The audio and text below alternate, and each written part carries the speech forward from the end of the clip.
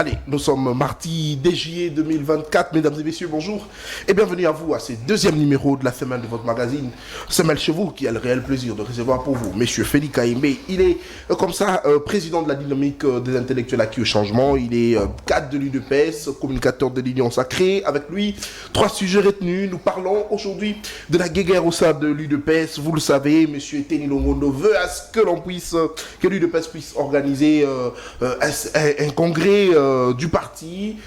Pourtant, le récent congrès avait élu Félix Tshisekedi président de l'UDPS, bien que c'est incompatible justement avec la fonction qu'il a. Augustin Kabouya, secrétaire général du parti. Alors, lui va organiser un autre congrès, chose qui suscite beaucoup de réactions au sein de ces partis politiques, partis qui gèrent, parti politique, parti présidentiel, voulais-je dire. Alors, Monsieur Félix Kaimbe va justement nous apporter certains éclaircissements quant à ces sujets. Aussi, est-ce que c'est la raison, enfin, le manque de leadership à la tête de la République démocratique du Congo est la raison justement qui fait en sorte que l'économie de la République démocratique du Congo ne soit pas stable? On va répondre à cette question aussi avec notre invité. Vous le savez, c'était dit récemment au cours d'une conférence organisée à l'UNEKIN par Monsieur Vital Kamere était justement l'intervenant. Nous avions suivi les réactions de plusieurs politiques qui étaient présents, notamment Monsieur Matata Mpogno, Jean-Lucien Boussa, qui lui a fait savoir que c'est un problème de leadership qui fait que l'économie de la République démocratique du Congo ne soit pas stable. Pourtant, lui-même aussi est aussi ministre au sein de ces gouvernements. Est-ce que c'est réellement ça le vrai problème? On va, pour finir, revenir sur le message à la nation du président de la République, où il a parlé de cette situation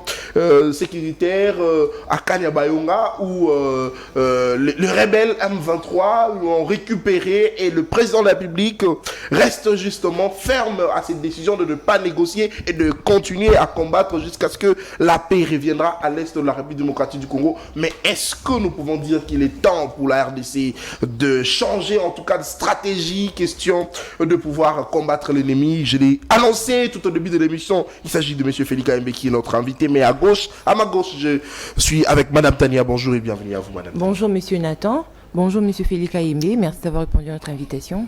Bonjour Madame Tania, merci beaucoup pour l'invitation, et aussi bien bonjour à Nathan, merci pour l'invitation. C'est pour moi l'occasion de saluer tous ceux qui nous suivent pendant ce moment, mes chers compatriotes, en particulier les combattantes et combattants de l'UDPS, à la tête avec l'honorable secrétaire général Augustin Kabouya. Très bien, merci beaucoup. Allez, je voulais présenter M. Félix Kaimbe, mais qu'à cela les tienne, Madame Tania est aussi présentatrice de cette émission, c'est aussi important qu'elle puisse le faire. Allez, c'est parti pour le 45 minutes d'échange avec M. Félix Kaimbe. Ça fait très longtemps que vous n'êtes pas passé à cette émission, vous êtes avec nous, c'est un plaisir pour nous. L'UDPS en guerre encore, pendant que vous êtes en train de gérer, vous êtes le parti présidentiel, vous devez normalement être là en train de réfléchir quelles solutions que vous devez apporter, quelles sont justement de personnes que vous devez envoyer au sein de vos institutions pour accompagner les chefs de l'État. Question de pouvoir mettre en pratique, réaliser tout ce qu'il a promis pour la République démocratique du Congo, surtout sur ces piliers pour le second mandat. Mais pendant ce temps, l'UDPS s'entretue. Qu'est-ce qui se passe, Monsieur Félix Kaimbe? Merci beaucoup pour la question. Je pense que au sein de l'UDPS, il n'y a pas de soubresaut, il n'y a pas d'agitation, il n'y a pas de problème. Mais c'est qui est vrai qu'il y a un cadre de l'UDPS qui était d'ailleurs aux affaires comme un ministre de la Santé, à la personne de M. Étienne Longondo, et qui a saisi le secrétaire général Augustin Kabouya par une note, par une lettre, demandant à ce que nous puissions aller au Congrès. Copie réservée au chef de l'État, il a soulevé pas mal de choses. Et lorsque nous décryptons cette lettre, nous comprenons que cette lettre n'a pas sa substance. Et donc, c'est juste un chiffon. Vous êtes sans ignorer que Étienne Longondo était d'abord aux affaires, comme je l'ai dit ici. Il a été arrêté pour avoir détourné les fonds alloués, bien entendu, à la Covid-19. Et aujourd'hui où nous parlons, à ma connaissance, il est en liberté provisoire. Il est libéré. Il avait même dit que c'est le président de la République qui l'a libéré. Hein, c'est ce qu'on a appris. Ce n'est pas le président de la République qui libère les gens. Il y a la séparation du pouvoir, bien que les arrêts de la justice sont rendus au nom du chef de l'État. Et le monsieur, je ne l'ai jamais vu, moi, au parti. Vous savez que je suis proche. Vous ne l'avez jamais vu? Je ne l'ai jamais vu au parti. C'est-à-dire lors des grandes manifestations, de descentes sur le terrain, de redynamisation et tout. Je ne voyais pas les messieurs. Je les vis à 2-3 matinées politiques, tout simplement parce que lorsque nous sommes partis aux élections et que nous avions gagné les élections à tous les niveaux, au niveau présidentiel, au niveau législatif et aussi bien au niveau provincial et communaux. Et il a commencé à suivre le secrétaire général Augustin Kabouya pour qu'il soit encore nommé comme ministre, je ne sais pas. Donc, il n'est pas membre du parti, vous ne l'avez jamais vu, mais il suit quand même le secrétaire général pour qu'il soit nommé. Donc, comprenez ce que je suis en train de dire. Je ne dis pas qu'il n'est pas membre du parti, je dis il y a un cadre du parti à l'entame de cette émission, mais à un certain moment, il ne venait plus, il était d'ailleurs secrétaire général adjoint. À un certain moment, il ne venait plus au parti. Pourquoi? Parce que il était arrêté et puis mis en liberté provisoire. Lorsque nous sommes allés aux élections, pendant la redynamisation du parti politique, l'IDPS, où j'ai sillonné avec le secrétaire général Augustin Kabouya dans les différentes provinces, c'est-à-dire Kisangani, Lubumbashi, le Bandundu, comment on appelle, Mbujimaï et ailleurs, je ne voyais pas été de Longondo. Il ne venait pas au parti politique aussi, à l'IDPS, au siège. Et quand nous avions gagné les élections présidentielle et à tous les niveaux, il fallait maintenant que les tractations commencent pour la nomination des ministres. C'est comme ça que je l'ai vu 2-3 fois à la permanence, pas à la permanence, à la résidence du secrétaire général Augustin Kabouya, et puis à la permanence un jour à la matinée politique. Qu'est-ce qui s'est passé? En 2023, en 2023, le 26 août 2023, et nous sommes partis en Andayala, du côté Nsele là-bas, où nous avions tenu notre congrès extraordinaire. Et dans ce congrès, il a été dit, ou 4 résolutions sont sorties de là. La première résolution, l'on a désigné Félix Tshisekedi comme candidat à l'élection présidentielle de l'IDPS, candidat unique de l'IDPS. La deuxième résolution, on a nommé, on a fait de Félix Tshisekedi la haute autorité de référence de l'IDPS. Et la troisième résolution, Augustin Kabouya a été consacré ou soit investi comme secrétaire général de l'IDPS qui devrait alors engager l'IDPS au pays des tierces et aussi bien conduire, diriger l'IDPS au quotidien. Alors, lorsque vous avez déjà ces 3 résolutions, ça veut dire il n'y a plus, bien entendu, question de convoquer un autre congrès. Les congrès, c'est convoque 5 ans après. 5 ans après, selon l'article 18 de notre statut. Très bien. Et donc, mais moi, je ne vois pas pourquoi. Je ne vois pas, s'il vous plaît. S'il vous plaît. Et nous sommes en 2024, il y a encore du temps. Voilà. On a tenu, qui est très intelligent, on a tenu les congrès en 2023, le 26 août 2023. Ce n'est pas aujourd'hui qu'on doit tenir notre congrès parce qu'on n'a même pas encore réalisé une année. Le problème, c'est quoi? Monsieur Etienne Longondo est tout simplement frustré. Tout simplement parce qu'il n'est pas dans les affaires. Il n'était pas nommé ministre. Mais écoutez, on ne sert pas, on ne milite pas dans un parti politique seulement pour être ministre, pour être, je ne sais pas, DG. Vous pouvez avoir une autre fonction, cela n'est pas un problème. Mais lui, puisqu'il n'était pas nommé ministre, et voilà, il commence à violer les statuts de l'IDPS, à violer même les règlements intérieurs de l'IDPS. Pourquoi? Parce que, comme vous l'aviez dit, les congrès se tiennent 5 ans après. Je l'ai démontré ici. Nous comprenons tout simplement que M. Etienne Longondo veut monter un coup d'État politique contre Félix Tshisekedi pour que Tshisekedi ne soit plus, bien entendu, haute autorité de référence de l'IDPS et que le secrétaire général ne soit pas là, tout simplement pour un positionnement politique. Mais nous disons, Etienne Tshisekedi Wamulumba nous a appris à respecter, bien entendu, les lois de la République et les règlements intérieurs de l'IDPS, y compris les statuts. Nous n'allons pas lui laisser faire comme si nous étions dans un marché. L'IDPS n'est pas un bien sans maître. Il y a les autorités, en commençant par le secrétaire général Augustin Kabouya, qui dirige des maîtres l'IDPS. Et donc, nous disons, c'est un chiffon, ça ne passera pas, il n'a qu'à faire avec. Alors, est-ce que la démarche qu'a entamée un de vos cadres vous fait vous sentir un tout petit peu menacé, on va dire, ou vous avez un tout petit peu peur parce que vous parlez d'un coup d'État un coup d'État politique qu'il est en train de prévoir?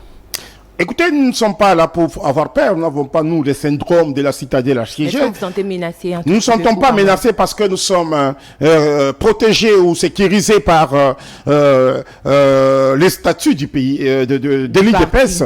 De l'IDPS. Nous sommes protégés, sécurisés par les statuts de l'IDPS. Nous sommes également sécurisés par les règlements intérieurs. Et donc, nous sommes dans la légitimité, mais plutôt c'est lui, monsieur Etienne Longondo, qui n'est pas dans la légitimité. Voilà pourquoi, et c'est là le syndrome de la citadelle assiégée. Nous nous disons tout simplement, il faudrait qu'il puisse revenir à la raison et que nous puissions respecter les prescrits, bien entendu, du statut de l'IDPS qui vous dit, le congrès est convoqué 5 ans après. Vous allez même vous en souvenir, c'est en 2010 que nous avions tenu le tout premier congrès de l'IDPS. Nous, en 2010 que nous avions tenu le tout premier congrès de l'IDPS. Pourtant, l'IDPS était créé depuis 1982. C'est pour vous dire que les messieurs se voient tout simplement hors les affaires de l'État. Voilà pourquoi il veut à tout prix que nous puissions, on va dire, congrès. Il utilise d'autres moyens pour déstabiliser, mais il n'aura pas déstabilisé parce que les combattantes et combattants sont respectueux du statut et sont derrière le secrétaire général Augustin Kabouya Tshilombo et derrière la haute autorité de référence qui est Félix Tshisekedi Tshilombo. Alors, il met de stratégie en place, question de déstabiliser le parti présidentiel. Monsieur Félix Kayembe, tout à l'heure, vous avez dit que vous n'avez pas à vous inquiéter ou encore à avoir peur parce que vous êtes protégé par le règlement. Mais qu'est-ce que le règlement du parti est aussi encore en train de prévoir contre les personnes ou ces cadres qui veulent justement destituer ou s'aimer du désordre au sein du parti politique, on va dire. Comment comptez-vous régler son problème? Comment comptez-vous régler son cas? Et je pense qu'il y aura des sanctions par rapport à ça. On ne joue pas avec les partis. Présidentiel, ça doit prêcher par l'exemple. C'est ce que je dis, il y aura des sanctions par rapport à ça. Lorsqu'une personne veut violer les statuts, il y a des sanctions. Vous avez vu même M. Kabound a été éradié du parti. Vous avez vu Tshibanda. Comment il s'appelle, Tshibala. Bruno Tshibala a été radié du parti, les Valentin Moubake, Belchika, et donc l'exemple est là. Vous êtes accusé d'être un parti d'intolérance. Non, écoutez, nous ne sommes pas un parti d'intolérance, nous sommes nés dans la contradiction démocratique, et donc chez nous, nous acceptons qu'il y ait la contradiction, mais il ne faut pas venir avec 10 mensonges cousus de fil blanc pour vouloir, bien entendu, déstabiliser les partis. Là, ça ne passera pas, d'autant plus que lui-même, Etienne Longondo, était membre, bien entendu, du congrès qui s'est tenu en Andayala le 26 août 2023, après les résolutions de Kisanto. Nous disons tout simplement qu'il a les appétits politiques, il veut se positionner, c'est pour ses intérêts personnels, mais ça ne passera pas et personne ne doit accepter cela. C'est de l'anarchie. Parce que vous connaissez déjà ses intentions, les intentions qui l'animent, vous pensez que ça peut aussi lui conduire à être éradiqué du parti? Bien évidemment, peut-être pas radié du parti, mais il sera rappelé à l'ordre s'il s'entêtait encore. À ce moment-là, les grandes instances du parti doivent s'en décider de son sort. Très bien. Allez, un autre aspect de choses sur ce parti. C'est vrai que c'était pas justement la question. Enfin, le sujet est retenu, mais je voudrais aussi qu'on puisse en parler parce qu'on parle du parti politique UDPS. Monsieur Félix Kayembe, il y a de frustration au sein de l'UDPS, comme quoi certains attendent les nominations, surtout qu'au premier mandat, Félix Tshisekedi travaillait ensemble en coalition justement avec le FCC, ce qui a fait que certains cadres de l'UDPS ne soient pas nommés. Mais aujourd'hui, le parti politique UDPS, le parti présidentiel majoritaire à l'Assemblée nationale et dans les assemblées provinciales, l'UDPS qui a beaucoup de députés, mais on attendait voir aussi de la nomination de certains ministres comme ça, membres de l'UDPS. C'est là qui passait à la télévision pour communiquer pour le chef de l'État, de l'UDPS être nommé comme mandataire public, ainsi de suite. Mais on ne sent pas, en tout cas, cette volonté de pouvoir nommer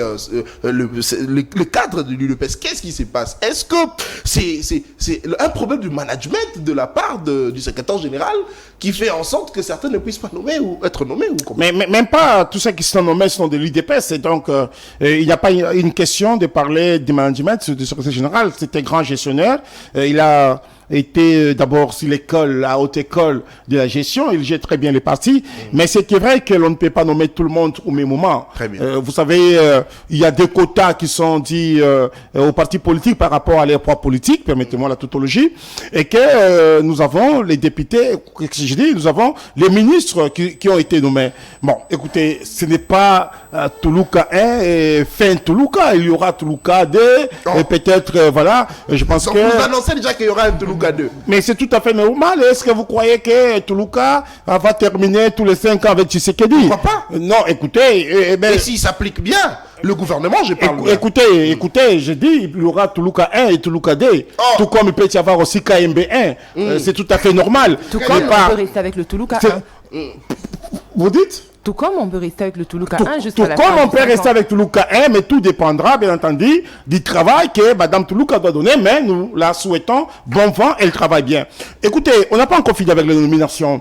Il y a des mandataires qui sont encore sur la table des discussions. Et je pense que les gens doivent prendre les mains en patience. Là, c'est une question de quota.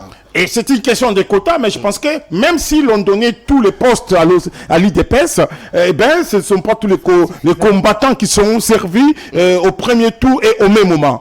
Ça veut dire que ceux qui ont été nommés comme ministres, il y a des membres de l'UDPS que l'on a envoyés là-bas encore comme directeur de cabinet, comme conseiller. Voilà, je pense que nous attendons aussi les mandataires. Même s'il y a aussi les mandataires, on ne doit pas finir avec tous les cadres de l'UDPS parce que c'est un nombre limité. Les choses continuent, la roue tourne comme on dit, on peut se retrouver comme ministre, tout comme on peut se retrouver comme mandataire, tout comme on peut se retrouver comme ambassadeur. Le plus important, c'est de servir le pays et servir son parti politique parce que les enjeux sont grands. Très bien. En 2028, vous voyez un peu, il y aura des grands enjeux. Et donc, il faudrait assez que nous puissions d'abord soutenir le chef de l'État, soutenir bien entendu le secrétaire général Augustin Kabouya pour que l'on puisse arriver à redynamiser davantage les partis comme lui-même en avait déjà commencé et que nous puissions nous préparer pour les échéances qui nous attendent à l'horizon 2028, 2030 ou 2040. Alors, M. Félix Kaïmbé, il y a une question pour passer, pour prendre un autre sujet, sans discrimination, je l'ai dit, mais certains se plaignent qu'il s'agit bien évidemment de membres de l'UDPS qui viennent plus de l'Europe qui sont nommés que ceux-là qui ont combattu pendant 18 ans de Joseph Kabila ici à Kinshasa justement. C'est vrai, les autres ont combattu, mais en Europe. Mais ceux-là qui l'ont fait ici, au risque et péril de leur vie, vous savez, vous êtes au cadre de l'UDPS, vous savez combien certains ont été calcinés au sein du parti. Il y a certains qui ont perdu la vue suite au gaz lacrymogène, certains ont été blessés grièvement, mais on ne constate pas la nomination de ces gens-là ici à Kinshasa, mais c'est plus c'est de l'Europe. Pour quelle raison? À ma connaissance, Jacques Chabani ne vient pas de l'Europe. Guy Mwadjanvita ne vient pas de l'Europe. Et tant d'autres. Bon, ce qui est vrai que peut-être nous sommes un parti des masses. Ce qui est vrai, l'on ne connaît pas tout le monde. Mais écoutez, qu'il soit de l'Europe ou pas, et dès lors que l'on est membre de l'IDPS, on jouit des mêmes avantages que ceux qui sont ici au pays.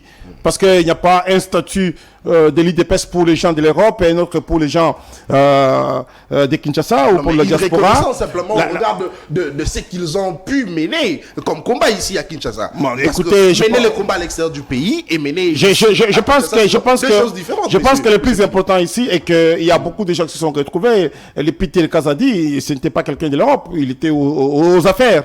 Il y a beaucoup de gens qui se sont retrouvés. Il y a Acelo, il y a beaucoup Yves de gens, Boukoulou. Yves Boukoulou, voilà, merci, docteur Yves Boukoulou, qui est notre président de la Ligue des Jeunes. Il y a Amis Makutano, il y a Madame Aimé Pongo, il y a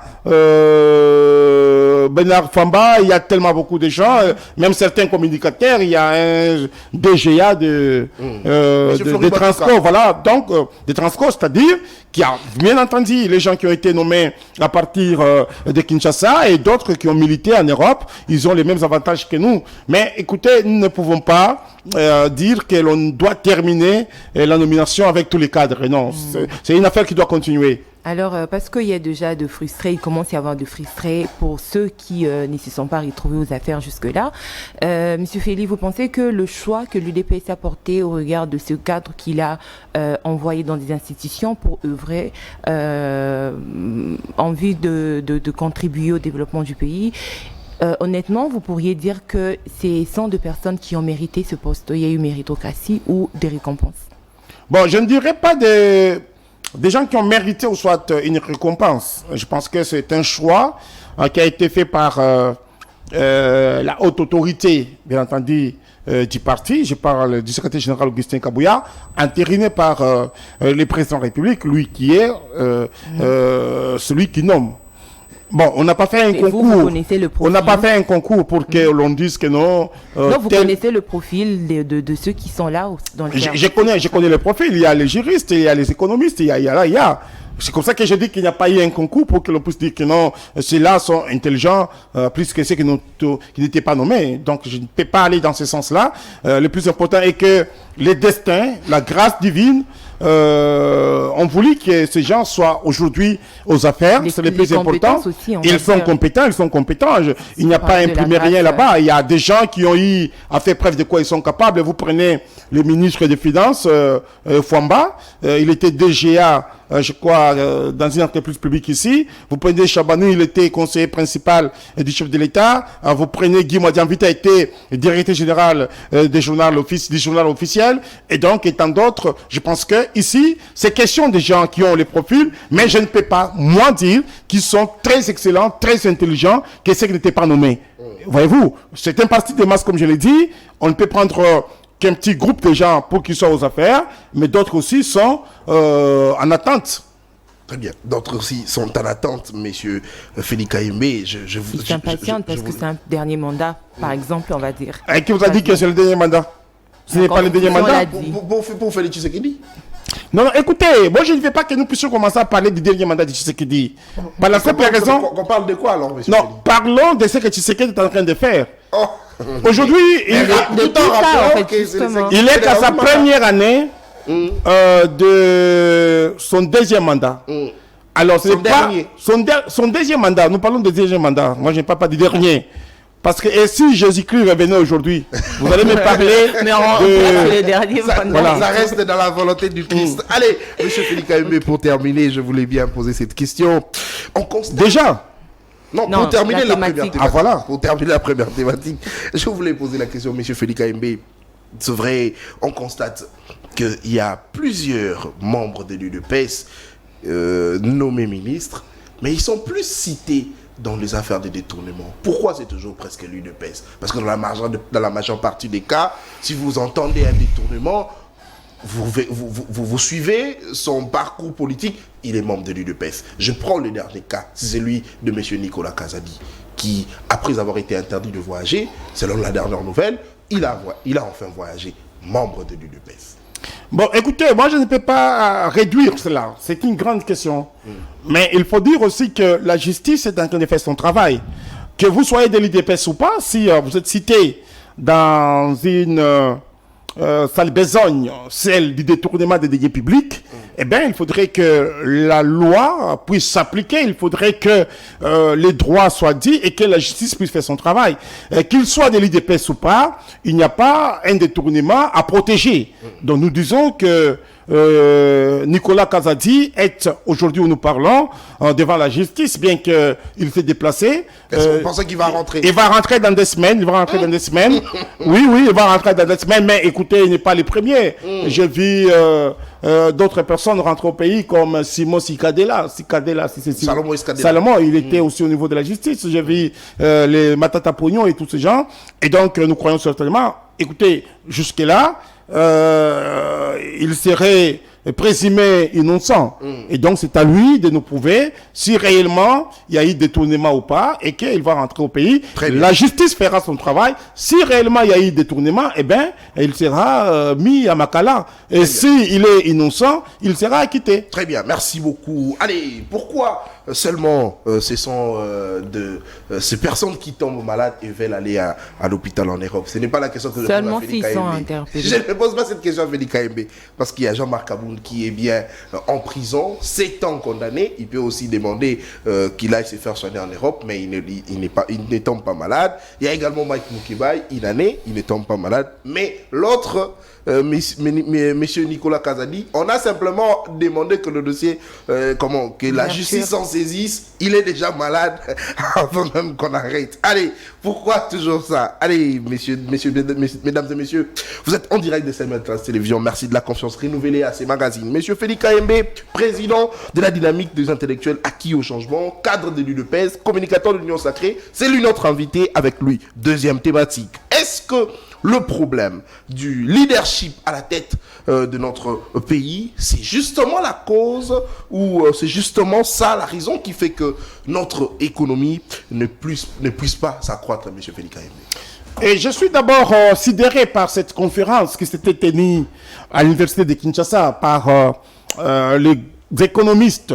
Parce que quand vous regardez M. Vital Kamerhe, c'était l'économiste. Et quand vous regardez Mboussa, c'était l'économiste. Et quand vous regardez Matata et Paloukou et tant d'autres. Mais écoutez, je pense que il ne faut pas que nous puissions mentir debout les peuples congolais. Moi-même, je suis un financier de formation. L'économie congolaise est extravertie, c'est-à-dire nous dépendons de l'extérieur. Très bien. Lorsque les marchés, au niveau du marché international, il y a une chute libre, bien entendu, de matières premières, eh bien, ça impacte aussi négativement la République du Congo. Lorsqu'il y a une guerre en Russie, en Turquie et ailleurs, ça impacte aussi négativement la République du Congo. Mais comment est-ce que vous pouvez parler, bien entendu, de l'économie qui n'est pas au rendez-vous, dès lors que vous-même vous êtes aux affaires? Quand vous prenez M. Paloukou, il est aux affaires depuis 2010. Je l'ai vu gouverneur. Gouverneur, oui, justement. Et vous allez nous parler du leadership. Pourtant, vous étiez gouverneur. Après sa fonction comme gouverneur, aujourd'hui, il est, bien entendu, ministre de l'Industrie et ministre du Commerce aujourd'hui. C'est que pour dire, la substance de cette conférence de dire qu'il y a un problème de leadership, c'est faux, archi-faux, c'est juste un positionnement politique et vouloir duper le peuple congolais. Vous êtes dans le système, vous êtes un leader, vous ne pouvez pas accuser qu'il y a un problème. Quand vous prenez M. Kamerhe était ministre de l'information dans ce pays. Kamerhe était président de l'Assemblée nationale sous Kabila. Kamerhe était directeur des cabinets du chef de l'État, Félix Tshisekedi. Kamerhe, aujourd'hui, est président de l'Assemblée nationale. Vous ne pouvez pas nous parler du leadership. Pourquoi? Parce que vous-même, vous êtes président ou chef d'une institution, pas n'importe laquelle. La deuxième. Très bien. Vous comprenez qu'il y a déjà une contradiction. Quand vous prenez M. Jean-Lucien Boussa, ministre des Commerces extérieurs pendant 8 ans, ministre aujourd'hui des portefeuilles, ministre du plan d'ailleurs à un moment je pense, et donc vous ne pouvez pas nous parler ici du leadership. Nous comprenons tout simplement que c'est une association de gens qui ont voulu duper les peuples congolais à un certain moment parce que il y a comme Matata Pogno qui a d'ailleurs les dossiers au niveau de la justice avec l'affaire Boukanga Lonzo, la zarianisation et tout cela, et donc nous disons voilà les gens qui étaient dans les autres salles aujourd'hui veulent accuser un leadership éclairé comme celui de Félix Tshisekedi. Moi, je pense lorsque... Premier ministre de ce pays, chef du gouvernement, il avait la main libre. Écoutez, ce n'est pas aujourd'hui qu'il doit nous parler du leadership. Qu'en avait-il fait avec son leadership là, sa bonne gouvernance? Peut-être construire l'université Mapon? C'est cela la bonne gouvernance? Monsieur Vital Kamerhe, il est dans les affaires, deuxième personnalité du pays aujourd'hui, avec comme institution Assemblée nationale, ce n'est pas n'importe quelle institution. Et donc vous ne pouvez pas nous parler du leadership. Nous comprenons tout simplement, ils ont voulu faire du dindon de la farce, mais ça ne passera pas. Nous sommes aux aguets et nous attendons. Ce sont des gens qui vont tourner les dos à Félix Tshisekedi en 2027. pour se positionner. Mais l'IDPS, c'est un vieux singe. On ne doit pas lui apprendre comment faire les grimaces avec Augustin Kabouya, avec tous ces membres combattants et combattants de l'IDPS, avec le peuple congolais. Nous les attendons. Personne ne doit nous intimider ou soit nous mettre assis par terre. Alors, Monsieur Félix Kayembe, vous avez bien dit sur ce plateau que tous sont économistes. Il faudrait mettre à côté Matata Mponyo qui ne travaille pas au gouvernement de Félix Tshisekedi, Vital Kamerhe, il est président de l'Assemblée nationale, Julien Paluku ministre, Jean-Lucien Boussa ministre, tous économistes. Tous soutiennent la vision du chef de l'État. Pourquoi l'expertise qu'ils ont, cette connaissance qu'ils ont en ce qui concerne l'économie, pourquoi ils n'ont pas remis entre les mains du chef de l'État pour que le chef d'État puisse l'appliquer, question que l'économie de notre pays soit stable, en lieu et place d'aller exposer dans une université à Kinshasa ici. Vous comprenez que ce sont des bons parleurs. Ils aiment parler des rhétoriques devant le peuple, devant la population, se faire passer intelligent. Pourtant, j'en doute parce qu'il y a certains qui s'appellent docteurs, professeurs, ils ne donnent pas cours dans les universités. Je les ai jamais vus dans un auditoire. On n'a même pas vu là où ils ont étudié, mais on doit voir seulement les jours de la défense de la thèse. Et écoutez, tous ces gens, commençant par Julien Paluku, qui était ministre de l'Industrie, qu'en est-il fait? Il a fait quoi dans les domaines de l'industrialisation? Il a innové quoi? Lui, monsieur Jean-Lucien Boussa, qui était ministre du Commerce extérieur, qu'a-t-il fait dans les domaines du commerce extérieur? Parce que tout ça vont, bien entendu, dans une même direction avec l'économie. Très bien. Vital Kamerhe, au ministère même de l'économie, il y a eu la pénurie de maïs ici. Il s'est déplacé avec d'autres ministres en Zambie. Et vous venez nous parler ici d'un leadership éclairé, de l'union des intelligences. Écoutez, nous avons besoin des intelligences transformationnelles. Une intelligence qui transforme et que nous avons du concret. Ne venez pas nous parler français ici, croyant comme si les Congolais sont faibles devant les Français. Les Congolais sont avertis par rapport à ça. Ils veulent du concret. Voilà pourquoi nous disons c'est une union des destructeurs ou soit des gens qui doivent être mis de côté et non des intelligences. L'intelligence, lorsqu'on a la capacité de trouver une solution aux problèmes posés. Tous ces gens-là sont dans les affaires, mon cher ami. Vous êtes ministre de l'Industrie, vous êtes ministre du Commerce extérieur, vous êtes ministre de l'Économie, vous êtes président de l'Assemblée nationale. Vous posez quel problème? Et vous nous parlez de l'intelligence au moment où vous êtes dans les affaires. Nous demandons tout simplement la démission de ces gens-là, qu'ils aillent faire l'opposition. Et les gens qui comprennent, qui soutiennent bien entendu la vision de Tshisekedi, sont des gens qui doivent être dans les affaires et non les opposants dans les affaires. C'est inacceptable et nous n'allons pas laisser faire cela. Alors vous demandez la démission de ce cadre ou vous devriez plutôt demander leur révocation. Pourquoi? Parce que vous dites que ce sont des agents destructeurs. Destructeurs, ils ont travaillé avec le président Tshisekedi dans son premier mandat et au second mandat, ils continuent encore à travailler avec lui. Du moment où ils sont déjà en train de remettre ou de mettre en doute le leadership du président Tshisekedi. Alors comment comptez-vous que le président a réussi son second mandat ou encore comment est-ce que vous vous attendez à leur démission s'ils ne l'ont pas fait au premier mandat? Mais Madame Tania, lorsque je ne suis pas d'accord avec vous, je ne dois pas accepter de démarcher avec vous. Alors, pardon, mais vous décriez. Vous avez compris maintenant seulement parce qu'ils ont parlé du leadership du président Félix Tshisekedi. Non, moi j'en avais, écoutez, il y a certaines personnes que Félix Tshisekedi a redonné encore la valeur politique ou la santé politique. Il y a des gens, lorsqu'ils passent par-ci, par-là, on ne les accepte pas. On crie s'il est, que ce soit ici et en Europe. Et Tshisekedi, il leur a donné la santé politique. Et comment est-ce qu'aujourd'hui, vous allez refuser ce leadership-là?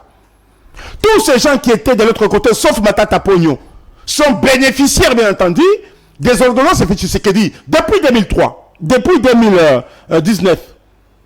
Et comment est-ce que, aujourd'hui, vous allez refuser ce leadership? Vous acceptez au moins l'ordonnance et vous refusez le leadership. C'est être contradictoire de soi-même. Moi, je pense qu'un homme cohérent doit démissionner parce que si ce leadership-là ne vous plaît pas, eh bien, démissionnez. démissionner que d'être dans un auditoire en train de parler devant les étudiants. Les étudiants n'ont pas besoin de ça. Les étudiants n'ont pas encore oublié l'affaire des 100 jours. Les étudiants n'ont pas encore oublié que le commerce extérieur était bien entendu quelque chose où il y avait femmes, enfants et autres.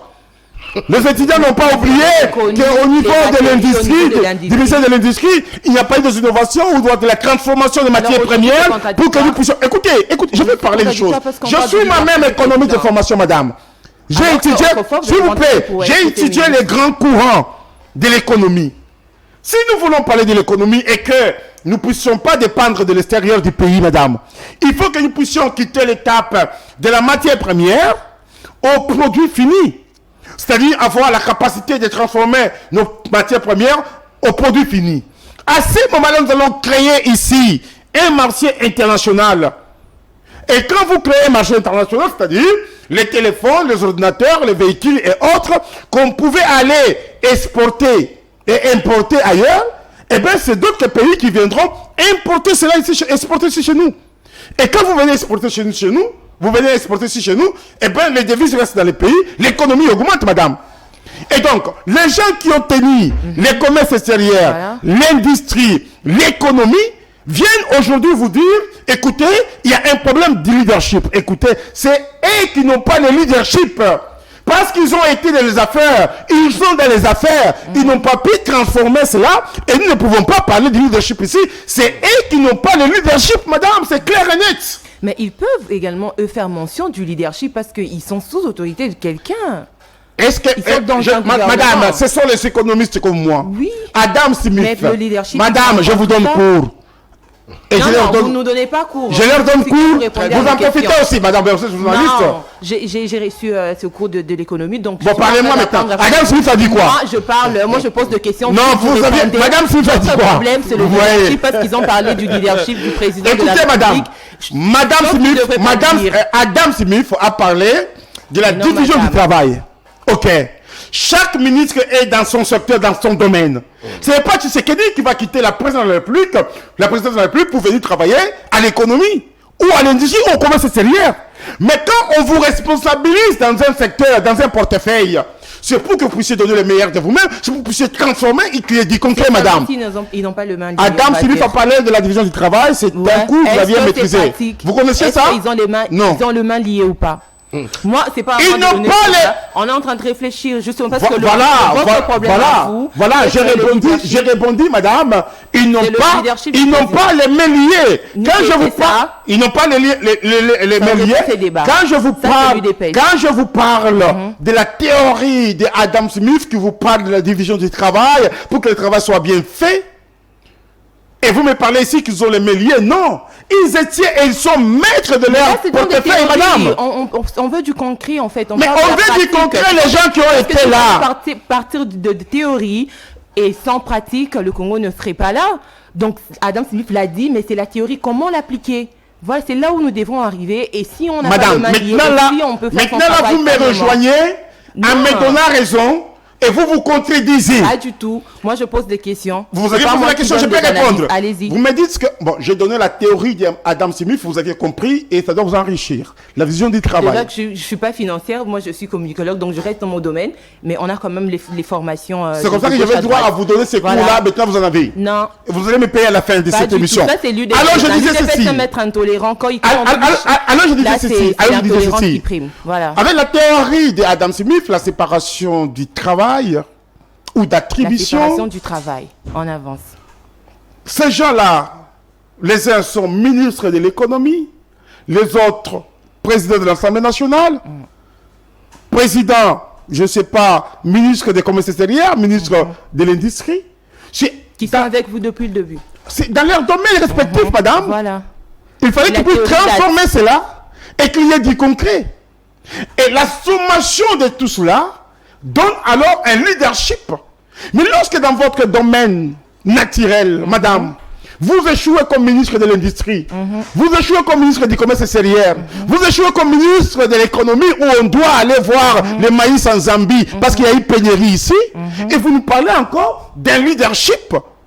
C'est un paradoxe. Ils ont échoué avec Sama 1. C'est un paradoxe. Mais ils reviennent quand même avec Souminois. Monsieur Félix, s'il vous plaît. C'est soumis à un.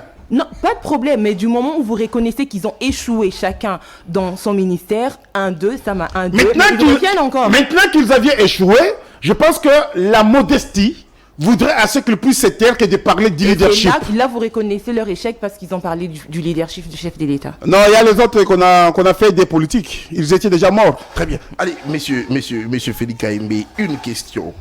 Est-ce que politiquement, au regard de cette conférence, tout ce qui s'était dit au cours de cette conférence, et cette question sur l'économie, le problème de leadership, est-ce que nous pouvons dire aujourd'hui, M. Félix Kayembe, que Vital Kamerhe, Jean-Lucien Moussa, Julien Paluku, tous trois ont tourné le dos à Félix Tshisekedi? Et moi, je peux dire, sans crainte d'être contredit. Politiquement, bien sûr. Politiquement, ils ont tourné le dos à Félix Tshisekedi. Mais à cause des fonctions, ils s'y accrochent. Très bien. C'est comme ça que je vous ai dit ici, en 2027, 26 et demi, c'est-à-dire 26 au mois de juin, août, il y aura beaucoup de surprises. Beaucoup de gens vont créer des soubresauts. Ils vont créer des problèmes pour quitter l'union sacrée et tourner les doigts à Tshisekedi pour se repositionner en 2028. Mais écoutez, l'IDPS, comme je l'ai dit ici, à la tête avec Augustin Kabouya, Tshilumba et Touaroumiabi, nous sommes un vieux singe. On ne doit pas nous apprendre comment faire les grimaces. Félix Tshisekedi, c'est un fin politique, un fin stratège. Il ne doit pas se laisser faire. Le peuple congolais qui est avec Tshisekedi qui est avec le peuple congolais et les défend ne vont pas se laisser faire. Il y a des gens qui vont mourir politiquement pour toujours et nous allons refuser à Tshisekedi de les ressusciter. Alors, M. Félix Kayembe, c'est vrai, vous avez ici démontré sur ce plateau votre mécontentement à l'endroit de ces trois personnalités politiques. Mais est-ce que vous pensez qu'aussi il faudrait également réfléchir sur les développements économiques, les développements de notre pays, parler économie, mais est-ce qu'aussi il est temps pour Félix Tshisekedi de pouvoir asseoir ces économistes qui l'entourent, question d'en discuter davantage, parce qu'on estime qu'ils ont au moins une idée sur comment développer notre pays à travers justement son économie. Est-ce que il est temps pour Félix Tshisekedi de discuter avec eux? Non, ils ne sont pas les seuls économistes. Moi qui vous parle, je suis économiste. Et vous également, vous compris. Écoutez, moi je pense que si ces gens-là réfléchissaient, ils devaient se concerter dans un cadre, pas à l'université, produire un travail et aller soumettre cela au chef de l'État. Très bien. Celui qui est à l'Assemblée nationale, c'est au niveau de l'Assemblée nationale que l'on a créé de légiférer les lois. Très bien. Mais il faut qu'il y ait des réformes économiques. Réfléchissez dans ce cadre-là, sortez des lois qui doivent être d'application. Celui qui est au commerce extérieur pouvait réfléchir à son niveau. Sortir un travail, soumettre cela au Conseil des ministres qui doit être d'application. Très bien. Celui qui est au portefeuille, qui gère les entreprises de l'État, devrait aussi à son tour réfléchir. Ce sont des gens qui ont formé un bloc. À la publication des résultats législatifs, pour se créer un groupe de députés et qu'au sein de PCR et que l'on puisse nommer un premier ministre là-bas. Mais quand ça n'a pas marché, ils se sont rétractés juste pour tromper la vigilance et les voilà encore rebondir. Vous allez voir, c'est les mêmes personnes qui étaient dans les PCR, qui ont formé les PCR, qui étaient aussi à l'UNIKIN dans cette conférence-là. Très bien. Il y avait Jean-Lucien Moussa, Julien Paluku, Vital Kamerhe. Et Moïse Nzangi. C'est que pour vous dire, très bien, ces gens-là ont voulu transformer PCR à l'union des intelligences. Et laquelle des intelligences? Je m'en moque.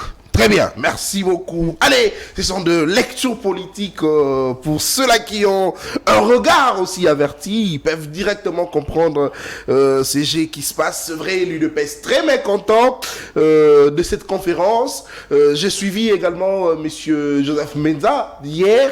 dans une radio de la place où il est revenu sur cette question. Oui, je crois bien, sur cette question. L'UDPS mécontent, très mécontent de la sortie de Vital Kamerhe ainsi que Julien Paluku et les autres. Mais qu'à cela ne tienne, moi personnellement, je me t'ai dit que cette conférence est un non-événement. Même si on venait me prendre par un véhicule chez moi à la maison, je ne partirai pas si vous... Très bien.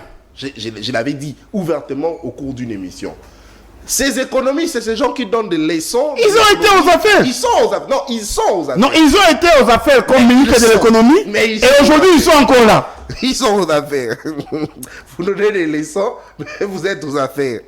Très bien. Alors, 45 minutes d'échange avec le niveau de réflexion. Monsieur Félix Kayembe, président de la dynamique des intellectuels acquis au changement, cadre de l'UDPS, communicateur de l'Union Sacrée. On termine cette émission avec la situation sécuritaire à l'est de la République démocratique du Congo. Vous avez suivi le chef de l'État revenir sur cette question. Kanabayonga parti entre les mains de M23. Monsieur Félix Kayembe, Kagame qui menace, dit être prêt à faire la guerre contre la RDC.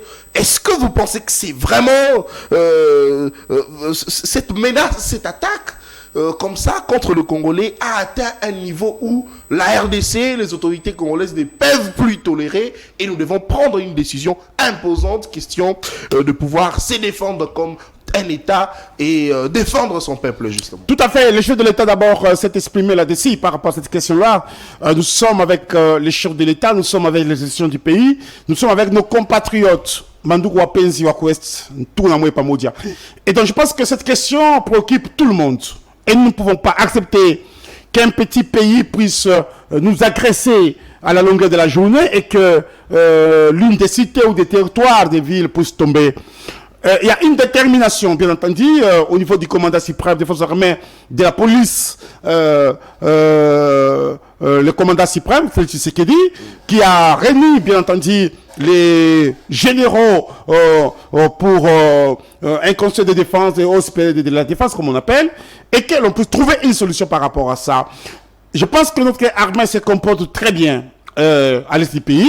Et aujourd'hui, nous parlons, ils sont dans une préparation d'urgence pour attaquer et que nous puissions récupérer Kanyama Malonga et tant d'autres. Et nous demandons aussi le soutien, l'accompagnement de la population congolaise pour que l'on arrive une fois pour toutes à rétablir l'ordre de ce pays. Ce que Kagame est en train de faire, c'est d'attendre à ce que nous puissions dialoguer avec lui. Mais nous ne pouvons jamais, alors jamais dialoguer avec Kagame. Vous avez suivi lorsqu'il est passé sur les antennes de France 24, il a demandé qu'il puisse dialoguer avec Tshisekedi. Il n'a jamais refusé de rencontrer Tshisekedi. C'est parce qu'il s'est vu coincé contre le mur. Mais nous n'allons pas nous dialoguer avec lui, nous n'allons pas accepter cela. Pour le grand il a changé d'avis. Il parle plus dialogue, il parle guerre. Non, écoutez, moi je l'ai suivi il y a une semaine où il a parlé de rencontrer Tshisekedi, il n'a jamais refusé. C'est quelqu'un qui est contre mille. Il y a même l'ancien secrétaire d'État américain qui a dit Kagame s'est contredit dans cette émission et ça sent déjà sa chute de son régime. Je pense que nous ne sommes pas prêts pour dialoguer avec Kagame. Nous allons dialoguer seulement avec le peuple congolais, avec notre armée, pour bouter dehors cet infiltré. Très bien. Alors, M. Félix Kayembe, ce sont le M23 et l'AFC qui ont attaqué Kanabayonga et l'ont fait tomber, et l'ont repris.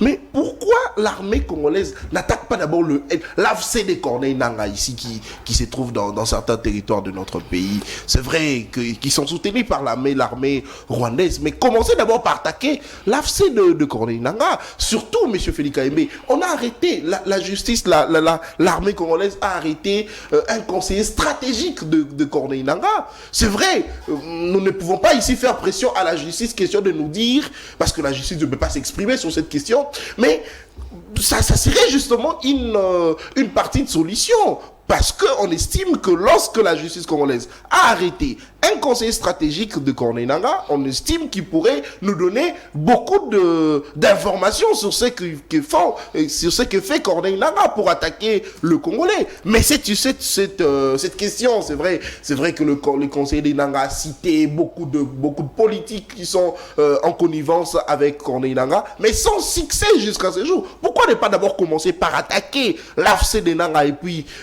continuer à attaquer le M23, pourquoi pas le Rwanda justement? Écoutez, ce sont des questions stratégiques. Ce sont des questions de la défense. La stratégie de la défense est militaire. L'armée congolaise n'a pas droit de tout mettre sur la place publique parce que ce sont des questions stratégiques. Étant auditeur international moi-même, je vous en parle en connaissance de cause, mais il y a un travail de profondeur professionnel qui est en train d'être peaufiné et je pense d'ici là, le peuple congolais et surtout nos compatriotes de l'Est vont se réjouir. Pourquoi? Parce que il y aura une récupération stratégique de nos cités, de nos territoires pris par-ci par-là par les rebelles et aussi le Rwanda doit regretter. Monsieur Félix Kayembe, vous avez rassuré quand je parle de... Bon, enfin, c'est une réflexion pour dire que les Congolais ont déjà été rassurés sur la récupération de territoires sous occupation étrangère. Et aujourd'hui, il y a Kanyabayongo. Vous rassurez encore le président lui-même, il rassure encore qu'il va peser de son poids, qu'il est, il est en train de soutenir le peuple du Nord Kivu. Il va peser de son poids pour récupérer tous les territoires. Mais vous pensez que comment ces gens peuvent-ils réellement être rassurés cette fois-ci avec la prise de Kanyakabayonga, si et seulement si, je prends l'exemple de Bunagana qui est encore sous occupation? Écoutez, le peuple congolais doit être rassuré. Le peuple congolais doit être derrière le chef de l'État. Et parce que ici, ce n'est pas du théâtre que l'on est en train de faire, mais plutôt ce sont des questions d'État. Et nous ne pouvons pas accepter qu'un territoire, une ville, un village de notre pays soit sous l'occupation des militaires étrangers. Alors comment convaincre là maintenant là, parce que ils disent que ça en fait de trop, en fait, il y a des territoires. Non, il n'y a pas à se décourager. Il n'y a pas à se décourager.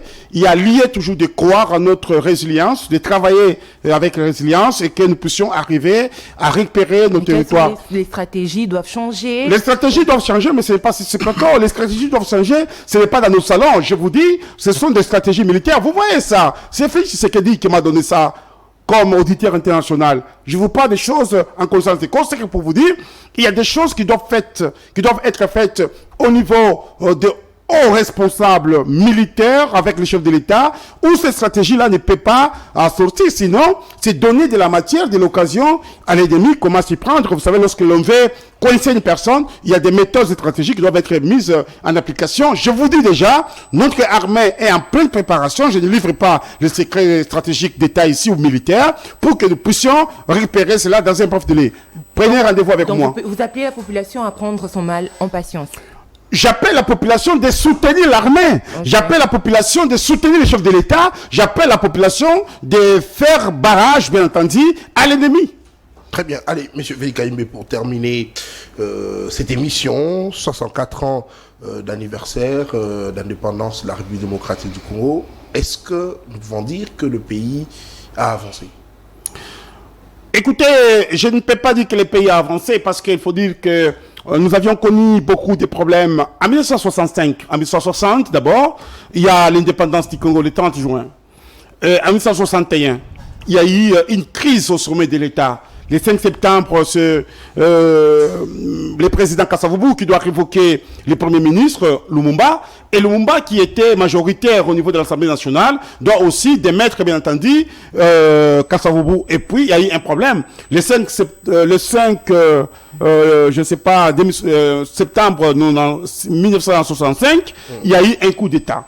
Mobutu doit monter un coup d'État où Kasavubu a été bien entendu relégué dans son village dans les Bas-Congo, il doit aller mourir là-bas, Lumumba tué et Mobutu doit faire 32 ans de dictature, de mégestion et tout ce que les Blancs avaient laissé, la GKMIN, la MIBA, la NCCC et tant d'autres infrastructures, eh bien, c'était tombé en faillite. Et quand Laurent Désiré Kabila arrive en 97, il doit chasser Mobutu parce que Tshisekedi, Etienne Momentor, paix à son âme, avait travaillé à l'interne. Nous étions une opposition contre Mobutu, contre tous ces gens. Et Mosé Laurent Désiré Kabila doit diriger le pays pendant 4 ans. 4 ans, et puis il sera assassiné, paix à son âme. C'est son fils, Joseph Kabila, qui prendra le pays 18 ans après. Vous voyez la destruction de 1960 jusqu'à ce jour, eh bien, c'était pas facile pour que Tshisekedi commence à relever les pays. Mais aujourd'hui, nous sommes en train de nous remettre, nous sommes en train de redevenir un État normal où il y a les conseils des nations où nous sommes présents, où les portes internationales nous sont ouvertes et nous sommes en train de travailler pour relever les défis. Ce qui est vrai est que le pays est en train de connaître une autre dynamique en termes de la gestion sous le leadership éclairé de Félix Tshisekedi avec la gratuité de l'enseignement des bases où nous avions repéré pas moins de 6 millions d'enfants, avec l'augmentation des salaires des fonctionnaires, tant soit peu, bien que ce n'est pas encore suffisant, avec la montée en puissance de notre armée, avec la construction des infrastructures, des routes, des hôpitaux, des écoles, avec la moralisation, bien entendu, de ce qu'on appelait Koulouna hier, qui sont aujourd'hui des bâtisseurs. Avec tout ça, nous pensons que le pays est en train de se remettre petit à petit, et il faut à ce que nous puissions fournir encore beaucoup d'efforts pour que l'on arrive à faire de ce pays un grand comme nous avions toujours rêvé. Alors le pays connaît une autre dynamique avec le président Félix-Antoine Tshisekedi. Monsieur Félix, sur le plan sécuritaire, n'est-ce pas que le pays a régressé? Sur le plan sécuritaire, je vais dire que le pays a régressé parce que il y a eu l'infiltration de l'armée. Vous allez vous en souvenir, ici on avait des généraux, chefs d'état-major général rwandais. Il s'appelait encore comment James Kabarebe. Voilà. Il y a eu les Tanzaniens qui étaient dedans, et donc il fallait qu'il y ait une filtration, purification, pour que l'on arrive à avoir une armée saine. Et aujourd'hui, nous avons cette armée-là qui est en train de faire la fierté. Et donc, sur le plan sécuritaire, il faut dire qu'on a quand même régressé par rapport d'ailleurs à ce que nous sommes en train de connaître à l'est du pays, mais avec la formation de nouvelles unités militaires, avec le service de renseignement renforcé et que les moyens sont destinés à cela. Et voilà pourquoi aujourd'hui, nous sommes en train de nous imposer. Très bien. Monsieur Félix Kayembe, cette émission est terminée. 1 minute pour la conclusion. 1 minute pour la conclusion, chers compatriotes. Nous disons qu'à l'IDPS, il n'y aura pas un congrès aujourd'hui, parce que le 26 août 2023, il y a eu un congrès en Andayala. Et de ce congrès, il y a eu 3-4 résolutions. Félix Tshisekedi comme haute autorité de référence de l'IDPS, comme candidat unique à l'élection présidentielle de l'IDPS, et Augustin Kabouya comme secrétaire général de l'IDPS devra conduire encore l'IDPS pendant 5 ans. Et donc, violer aujourd'hui notre statut, tout simplement parce qu'on n'était pas nommé ministre, on ne doit pas accepter cela, ni permettre cela. À l'est du pays, nous sommes avec nos compatriotes. Nous militons pour qu'il y ait la paix et que nos compatriotes puissent encore bien vivre. Et Félix Tshisekedi, notre président de la République, a convoqué les généraux dans un conseil supérieur de la défense pour trouver une solution par rapport à cela. Et nous croyons certainement, nous qui sommes derrière les institutions, en commençant par institution président de la République, nous allons réussir au gouverneur de la ville-province de Kinshasa de travailler encore et de donner le meilleur de lui-même pour que cette ville puisse encore être la belle. Et donc, nous vous disons merci pour cette occasion que vous nous offrez et nous croyons certainement que le pays doit aller de l'avant.